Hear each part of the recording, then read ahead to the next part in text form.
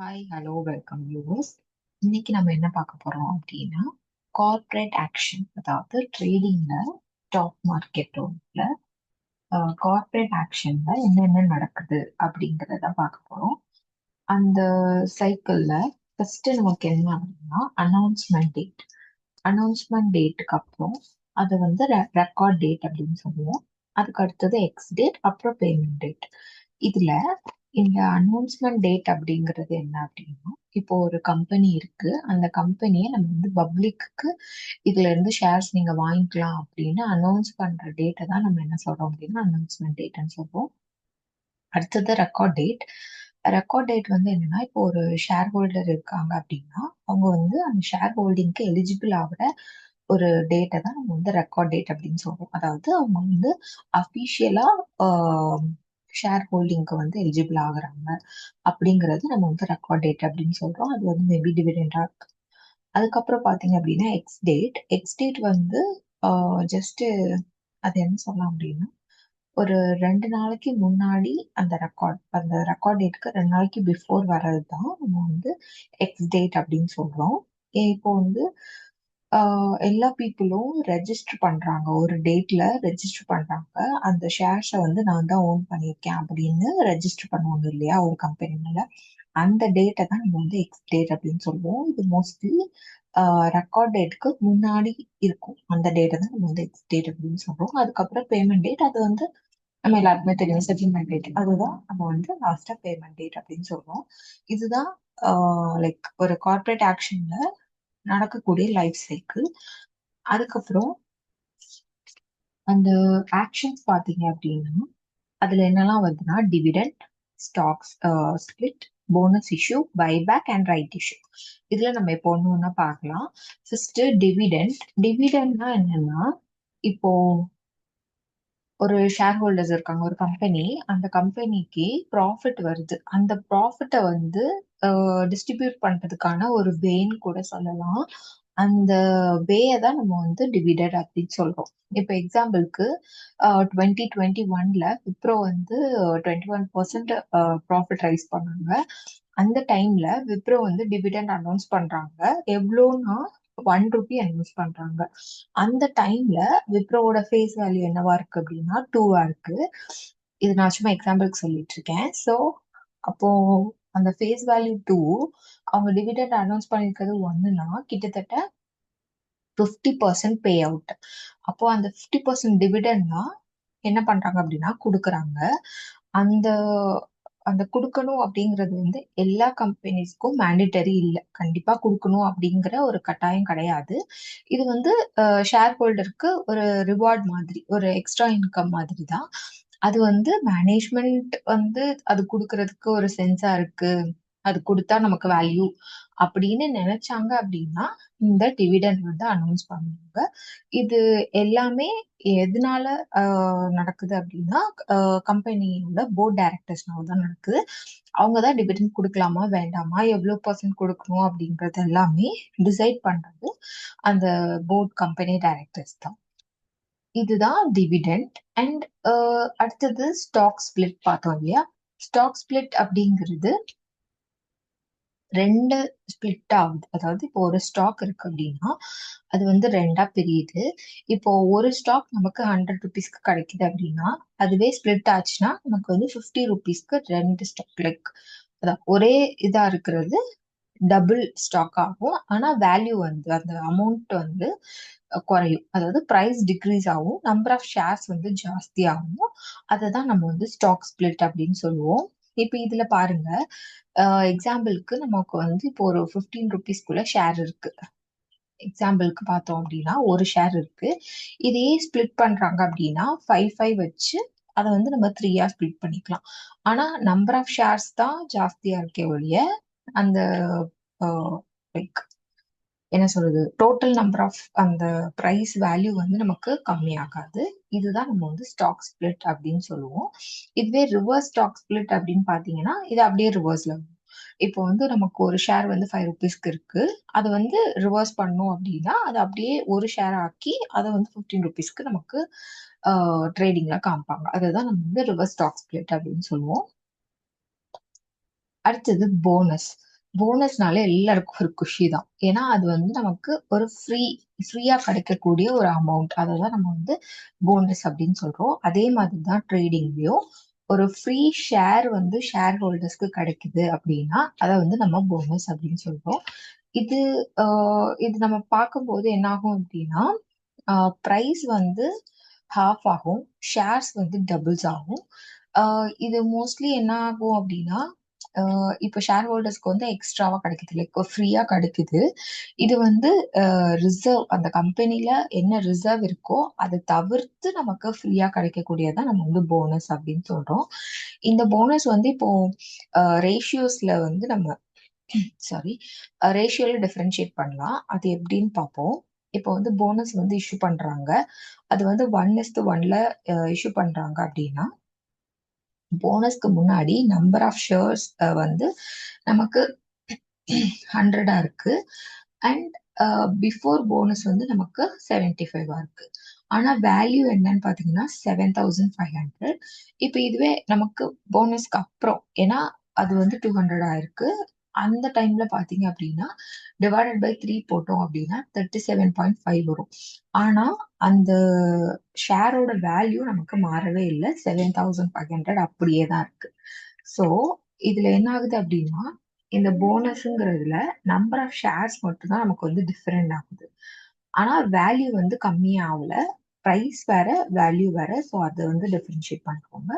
இதே இது நம்ம 3:1ல பார்த்தோம்னாலும் 30, அதாவது நம்பர் ஆஃப் ஷேர்ஸ் வந்து 30 இருக்கு, அதோட ப்ரைஸ் வந்து 550 இருக்கு, வேல்யூ வந்து 16,500 இருக்கு. இதுவே ஆஃப்டர் போனஸ்ல நமக்கு வந்து 120, அதுக்கப்புறம் ஆஃப்டர் போனஸ்ல 137.5. ஆனா வேல்யூ பாருங்க அதே தான் இருக்கு, 16,500. ஸோ இந்த மாதிரி எந்த ரேஷியோக்கு பார்த்தாலும் நமக்கு வந்து நம்பர் ஆஃப் ஷேர்ஸ் வேணா டிஃப்ரெண்ட் ஆகுமே தவிர அதோட வேல்யூ நமக்கு கம்மியே ஆகாது, ஒரே மாதிரி தான் இருக்கும். அதனால தான் போனஸ் இஷ்யூ பண்ணிட்டு இருக்காங்க இப்போ வரைக்கும்.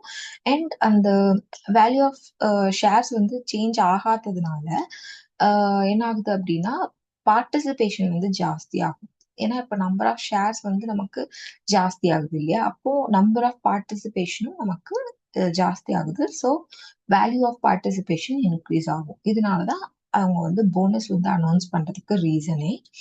அதுக்கப்புறம் பாத்தீங்க அப்படின்னா ஷேர் பைபேக்.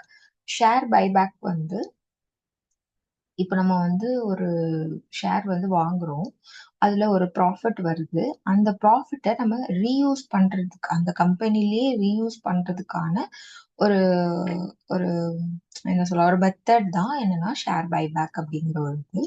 இதுல நமக்கு ரெண்டு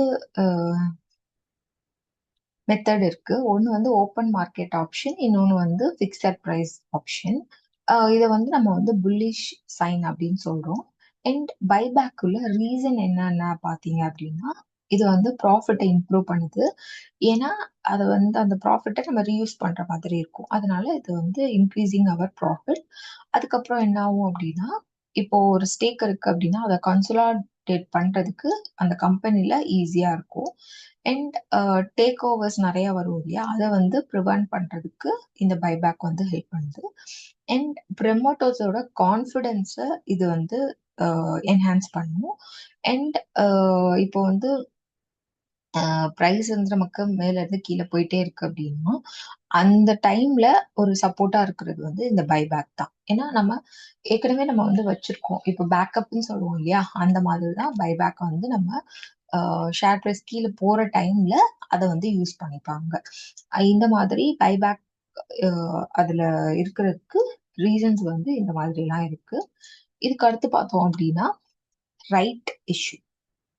ரைட் இஷ்யூ அப்படிங்கிறது வந்து இப்போ ஒரு கம்பெனில நம்ம ஷேர்ஸ் வாங்குறதுக்கான ரைட்ஸ் நமக்கு கிடைக்குது, அதாவது ஒரு ஷேர் ஹோல்டருக்கு கிடைக்குது அப்படின்னா அதுதான் நம்ம வந்து ரைட் இஷ்யூ அப்படின்னு சொல்றோம். ஏன்னா இப்போ எல்லாத்துக்குமே ரைட்ஸ் வேணும். இப்போ நான் ஒரு கம்பெனில போய் நின்றுட்டு நான் தான் இந்த கம்பெனியோட ஓனர்னு சொல்றதுக்கு எனக்கு ரைட்ஸ் இருக்கு அப்படின்னா அதுக்குள்ள டாக்குமெண்ட்ஸ் அண்ட் அதுக்குள்ள எல்லா விதமான இதுவுமே என்கிட்ட இருக்கணும், அதை தான் நம்ம ரைட்ஸ்ன்னு சொல்லுவோம் இல்லையா.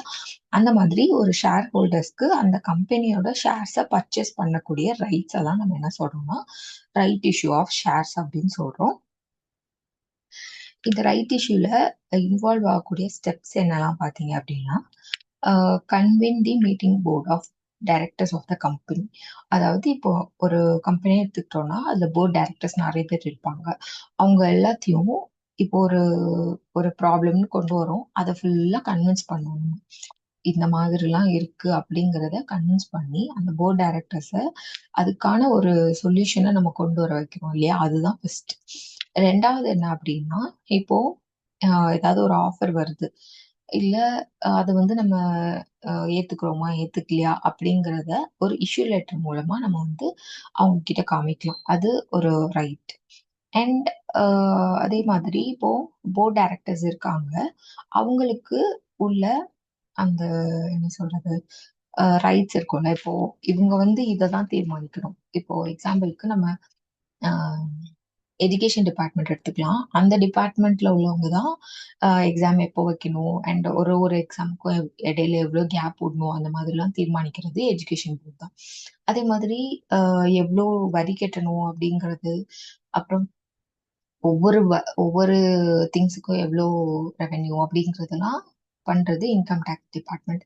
இந்த மாதிரி ஒவ்வொரு டிபார்ட்மெண்ட்டுக்கும் ஒவ்வொரு வேலை இருக்கு. அந்த மாதிரி போர்ட் டைரக்டர்ஸ்ல யார் யாருக்கு எந்தெந்த வேலைன்னு ஒரு ரைட் இஷ்யூ பண்றதும் இதுல ஒரு முக்கியமான ஸ்டெப்பா இருக்கும். அண்ட் இப்போ வந்து ஏதாவது ஒரு இஷ்யூ ஆகுது அப்படின்னா அதுல சர்டிஃபிகேட்ஸ் கொடுக்கறது, அந்த மாதிரி எல்லாமே இதுல வந்து இன்க்ளூட் ஆகுது. அண்ட் ஃபில்லிங் ஃபார்ம், இந்த ரைட் இஷ்யூல எந்தெந்த ஃபார்ம் எந்தெந்த ரைட்ஸ்க்கு உள்ளது அப்படிங்கிறத டிசைட் பண்றதும் இந்த ரைட் இஷ்யூஸ் தான். ஸோ ரைட் இஷ்யூல பாத்தீங்க அப்படின்னா டோட்டல் 5 ப்ராசஸ் இன்க்ளூட் ஆயிருக்கு. அண்ட் இதுல நமக்கு மோஸ்ட்லி என்ன ஆகும் அப்படின்னா புல்லிஷ் ஷைன் மட்டும்தான் இருக்கும். அண்ட் இப்போ இந்த ரைட்ஸ் வந்து இஷ்யூ பண்றதுனால ரைட்ஸ் வந்து ப்ரிவேலிங் மார்க்கெட் ப்ரைஸை விட நமக்கு வந்து எப்பவுமே லோவராக தான் இருக்கும். ஏன்னா அப்பதான் ஷேர் ஹோல்டர்ஸ் வந்து நம்மளால சமாளிக்க முடியும். ஸோ இந்த வீடியோல நம்ம என்னெல்லாம் பார்த்துருக்கோம் அப்படின்னா, ஸ்டாக் மார்க்கெட்ல கார்ப்பரேட் ஆக்ஷன் என்ன பண்ணுது அப்படிங்கிறத பார்த்தோம். அதுல அந்த லைஃப் சைக்கிள் பார்க்கும்போது 3 டேட்ஸ் ரொம்ப இம்பார்ட்டன்ட் டேட்ஸ். என்ன டேட்லாம் பார்த்தோம் அப்படின்னா, announcement date, record date, X date பார்த்தோம். எக்ஸ் டேட்டுங்கிறது ரெக்கார்ட் டேட்க்கு முன்னாடி வரக்கூடியதுன்னு சொல்லியிருந்தேன். அண்ட் அந்த ஆக்ஷன்ஸ் என்னெல்லாம் பார்த்தீங்க அப்படின்னா, dividend, split, bonus, buyback and right issues. இந்த மாதிரி 5 விஷயம் பார்த்துருக்கோம். ஸோ இதெல்லாம் தான் ஸ்டாக் மார்க்கெட்ல கார்ப்பரேட் ஆக்ஷன் பண்ணக்கூடியது. அதாவது கார்ப்பரேட் கம்பெனிஸோட ஆக்ஷன்ஸ் இதெல்லாம் தான் இருக்கு. நெக்ஸ்ட் வீக் இன்னொரு வீடியோல சந்திக்கிறேன். Until then, bye from Raji. Thank you for watching viewers. இதுல ஏதாச்சும் டவுட்ஸ் இருந்துச்சுன்னா கமெண்ட் செக்ஷன்ல போடுங்க. அண்ட் எதையாவது பத்தி வீடியோ வேணும் அப்படின்னாலும் கேளுங்க. இந்த மாதிரி வீடியோஸ் உங்களுக்கு பிடிச்சிருந்துச்சு அப்படின்னா சீக்ரெட் ஆஃப் ஸ்டாக்ஸ் சேனலுக்கு சப்ஸ்கிரைப் பண்ணிக்கோங்க. தேங்க்யூ ஃபார் வாட்சிங் வியூவர்ஸ். டாடா, பாய் பாய்.